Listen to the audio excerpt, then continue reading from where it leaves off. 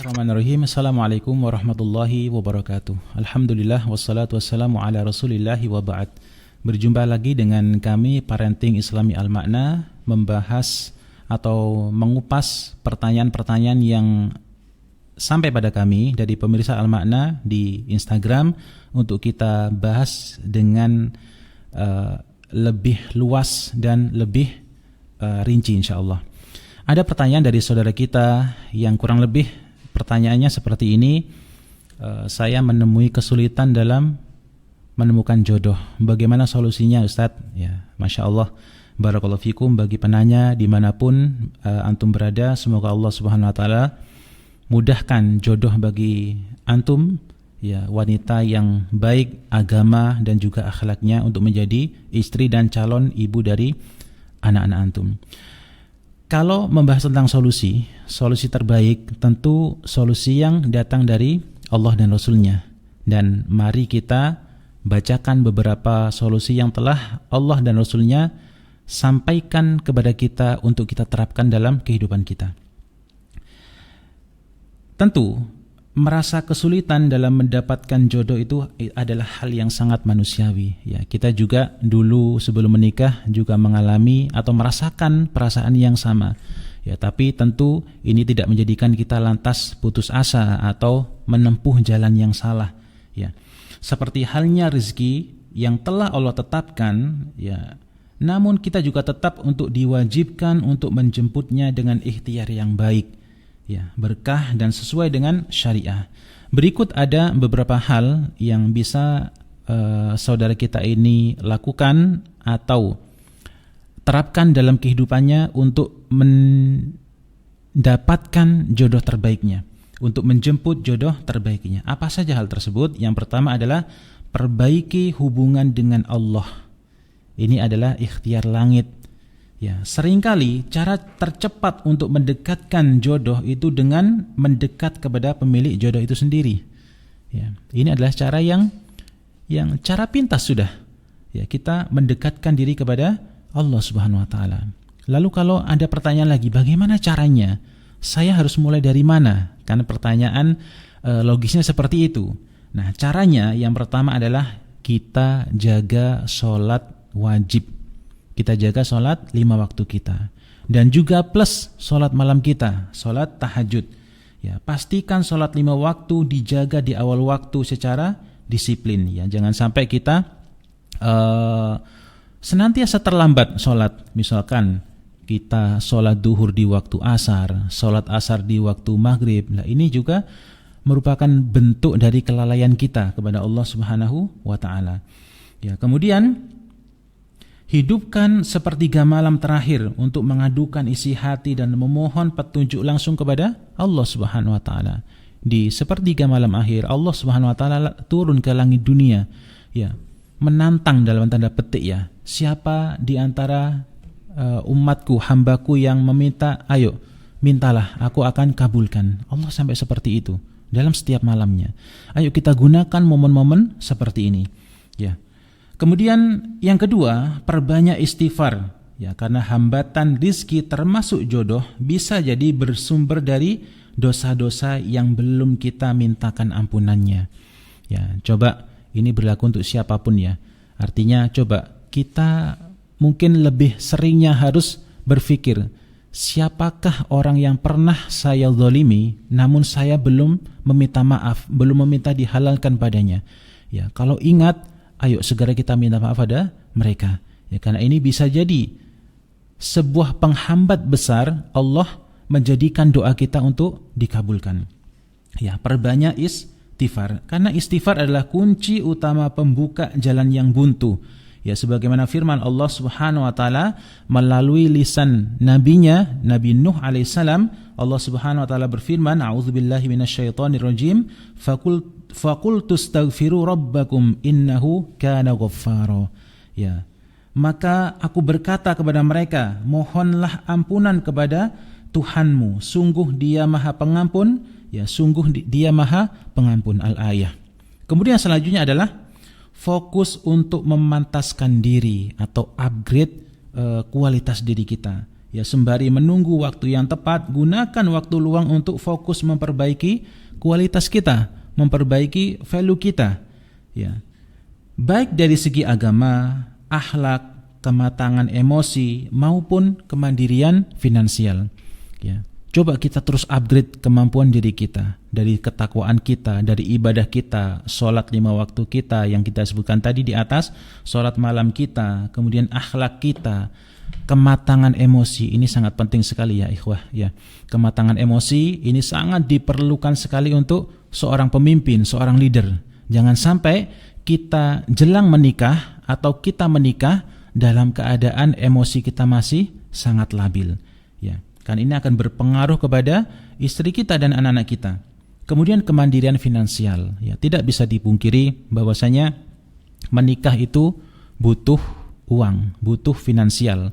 Maka bagaimana kita memposisikan diri kita sebagai orang yang mandiri finansial, ya tidak tergantung pada orang lain. Ya jangan sampai setelah menikah ya kita masih berada di bayang-bayang orang tua. Saat kita mau menafkahi istri kita, kita masih minta pada orang tua. Jangan sampai seperti itu. Ya. Kenapa? Karena Allah Subhanahu Wa Taala menegaskan adanya hukum kemiripan jiwa ya dalam memilih pasangan hidup. Ya, sebagaimana Allah Subhanahu Wa Taala berfirman, "At-thayyibatu lit-thayyibina, wat-thayyibuna lit-thayyibat." Perempuan-perempuan yang baik untuk laki-laki yang baik, dan laki-laki yang baik itu untuk perempuan-perempuan yang baik pula. Ya, Al-Qur'an surah An-Nur ayat 26. Ya, maka kalau kita menginginkan sosok bidadari dalam tanda petik ya, kita juga harus menjadi sosok malaikat dalam tanda petik. Ya. Kalau kita menginginkan seorang istri yang menjaga dirinya, menjaga kesuciannya, menjaga kehormatannya, maka kita juga harus bisa seperti itu. Ya, jangan sampai naudzubillah kita menjadi sosok yang bermudah-mudahan untuk melakukan maksiat, untuk melakukan dosa-dosa yang terkait dengan fahisyah, dengan pacaran misalkan. Namun kita menginginkan sosok yang wanita solehah. Ya, ini bagai pungguk merindukan bulan. Ya. Maka kalau kita saat ini sedang berada di level lumpur dosa dalam tanda petik, maka ayo kita perbanyak istighfar. Ya, kita perbaiki hubungan kita dengan Allah Subhanahu Wa Taala. Kita minta ampun pada Allah Subhanahu Wa Taala. Karena kenapa? Kita kembali pada ayat ini, bahwasanya at-thayyibatu lit-thayyibin. Perempuan baik-baik untuk laki-laki baik-baik. Sebaliknya, ya, laki-laki baik-baik juga untuk perempuan baik-baik, dan juga sebaliknya. Nah, dalam ayat tadi ya kita bisa mengambil kesimpulan bahwasanya ketika kita fokus mengubah diri menjadi sosok calon pasangan ideal ya yang diridhoi oleh Allah Subhanahu wa taala, maka secara tidak langsung kita sedang mengundang jiwa yang setara dan sefrekuensi untuk datang mendekat kepada kita. Nah, ini poin yang sangat penting yang harus kita perhatikan. Kemudian yang ketiga adalah membuka diri lewat jalur yang terhormat. Nah, ini adalah jalur ikhtiar bumi. Jodoh tidak akan datang mengetuk pintu rumah secara tiba-tiba. Ya, jika kita menutup diri dari pergaulan yang positif dan terarah, ya, maka kita harus mencari lingkungan atau circle yang baik. Bagaimana caranya? Yang pertama, gunakan perantara yang terpercaya. Kalau dalam bahasa agama kita mengenal dengan ta'aruf.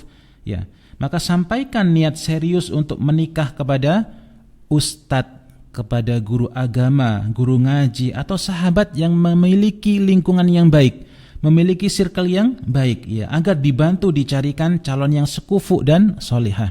Ya, sekufu ini juga penting ya ikhwah.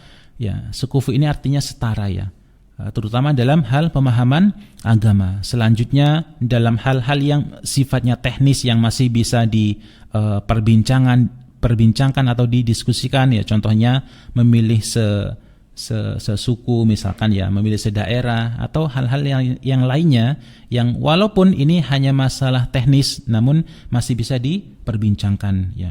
Ya, contoh misalkan saya memilih menikah Ustadz dengan orang yang sukunya berbeda dengan saya, itu tidak ada masalah ya. Tapi yang jelas adalah pemahaman agama ya, hal-hal yang dibahas sebelum menikah itu juga harus diperhatikan. Sebagaimana konten kita kemarin ya, ada beberapa hal yang kita bahas dengan calon pasangan kita sebelum menikah. Selanjutnya adalah perluas lingkungan yang positif. Ya, maka hadirilah majelis taklim, ya, seminar pranikah misalkan, ya, atau komunitas sosial yang bermanfaat. Ya, karena lingkungan baik itu cenderung mempertemukan kita dengan orang-orang yang bervisi sama. Ya, lingkungan yang baik itu akan mempertemukan kita dengan orang-orang yang bervisi sama. Maka ini harus kita perhatikan pula. Ya, maka bagi siapa saja yang sempat ragu atau takut melangkah karena merasa belum sepenuhnya mapan, merasa belum sepenuhnya soleh misalkan ya, maka Rasulullah SAW memberikan jaminan pertolongan yang nyata melalui sabda beliau yang berbunyi, salasatun haqqullahi aunuhum an-nikahul ladzi yuridu al-afafa. Ya, ada 3 golongan manusia yang berhak mendapatkan pertolongan dari Allah Subhanahu wa taala. Siapa saja mereka? Di antaranya adalah seorang yang menikah karena ingin menjaga kesucian dirinya, ingin menjaga diri dari dosa zina, dari dosa khalwat, dosa-dosa lainnya yang sifatnya itu fahisyah, maka Allah akan menolong mereka. Ya, maka kita lakukan step-step dari awal di atas. Insya Allah Allah akan permudah jalan kita pada akhirnya. Yang terakhir, ya, yang bisa kita sampaikan adalah kesulitan saat ini mungkin itu cara Allah Subhanahu wa taala untuk melindungi kita dari orang yang salah.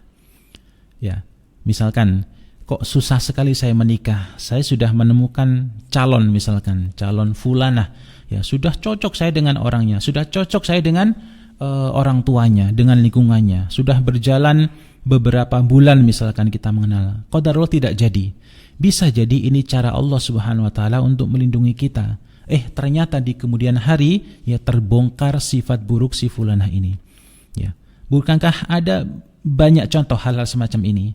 Baik itu yang menimpa diri kita atau menimpa orang lain. Ya. Atau Allah ingin agar kita menabung kesiapan terlebih dahulu. Ya, maka tetaplah berprasangka baik kepada Allah Subhanahu wa taala. Karena berprasangka buruk kepada Allah itu adalah dosa tersendiri yang pada akhirnya sekali lagi kita doakan pada Allah Subhanahu wa taala bagi penanya agar dimudahkan jodohnya untuk menemukan jodoh yang solehah, yang baik untuk antum, untuk agama antum dan dunia antum insyaallah. Mungkin ini yang bisa kita sampaikan, kurang lebihnya kami mohon maaf kalau ada salah kata, salah kekurangan dalam penyampaian. Kita tutup dengan doa kafaratul majlis. Subhanakallahumma wa bihamdika asyhadu an la ilaha illa anta astaghfiruka wa atubu ilaik. Assalamualaikum warahmatullahi wabarakatuh.